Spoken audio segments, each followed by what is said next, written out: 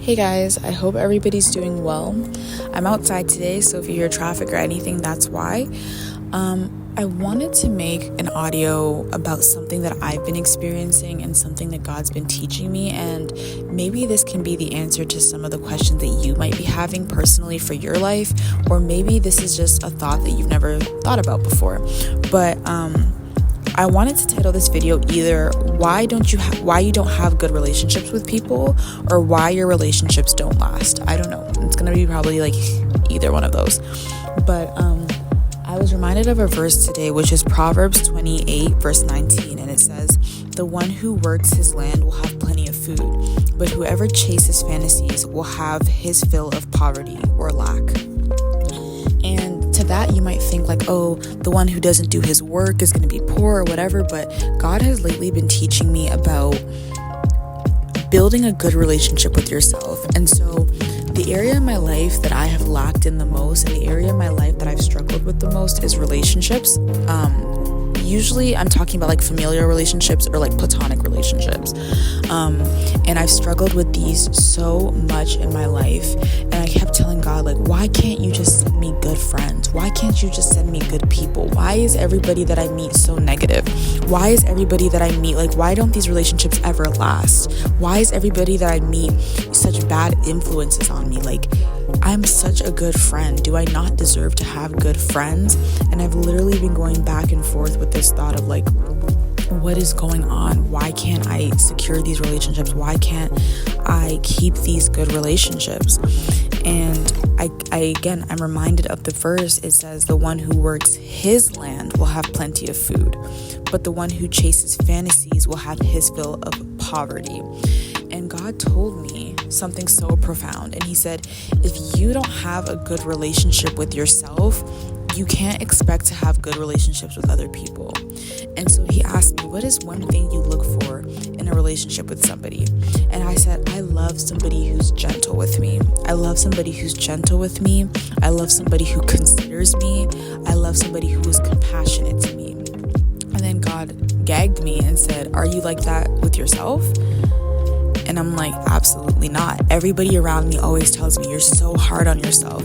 But isn't it so ironic that I am so hard on myself, but I want somebody who's gentle with me? And God said, I can't give you, it would be a disservice to you if I gave you somebody who is gentle with you when you're hard on yourself. Because if God gave us everything we wanted in people, if he gave us those friends, that support group, that support system, that relationship, that romantic relationship, if he gave us all of these things, and if he gave us people who loved us and who loved everything about us and who treated us perfectly, and then if he took that away, we would be empty. There would be a void. And that's not the way that we're supposed to live. If you don't build those traits within yourself first, if you don't treat yourself with that love, kindness, and respect first, then if God allows somebody who does treat you with all of those things to come into your life, and then if he takes them away, you are going to be in a state of disarray. You're not going to know what to do with yourself because those traits were never in you to begin with. And I hope that makes sense. And I'll give you an example. If I say I want somebody who is kind to me, but I'm never kind to myself, and let's say God brings that person into my life and they're super kind to me, and then for whatever reason that relationship falls apart, I'm not going to learn how to comfort myself by being kind. I'm not going to learn how to show up for myself the way that person showed up for me being kind, because in the beginning I never knew how to be kind to myself. And so the only example of kindness that I had was that person, and now that person is gone. And so that example is gone. But if I was always kind to myself, and if I always treated myself with kindness, and somebody else came into my life and treated me with the same, and then that very person left, that void would still be filled because that person was a cherry on top. That person wasn't the whole ice cream. The person was just the cherry on top. Hey guys, if you've been following up with me, you would know that I've been in a wilderness season, and I've been documenting my season as well as how I overcame it and stepped into my Job blessing.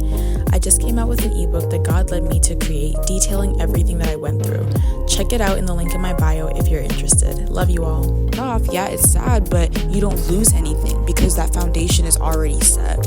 And so I hope that makes sense what I'm trying to say, that if you're not that person for yourself, you can't expect other people to be that person for you. And God told me, I know you crave relationships, and I know that you moved to a whole new city and you did all of this stuff to have a different life, and I promised you that different life.